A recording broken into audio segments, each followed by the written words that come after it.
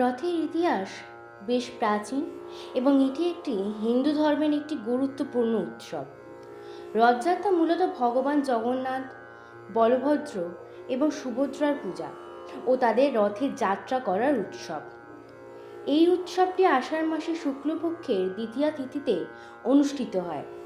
পুরীর জগন্নাথ মন্দির এই উৎসবের প্রধান কেন্দ্র। এইগুলো তো আমরা সবাই জানি, কিন্তু এর আসল ইতিহাসটা কি?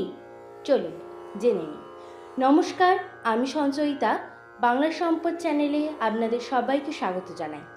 আজ যে বিষয়টি নিয়ে আলোচনা করব সেটি হলো রথযাত্রার ইতিহাস। রথযাত্রা উৎসবের সূচনা প্রায় 1000 বছরেরও বেশি পুরনো।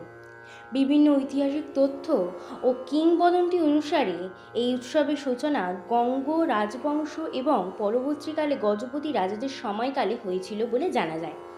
কিংবদন্তি অনুসারে জগন্নাথ, বলভদ্র, সুভদ্রা একবার তাদের মাসির বাড়ি গুন্ডিচা মন্দিরে ভ্রমণ করতে চেয়েছিলেন।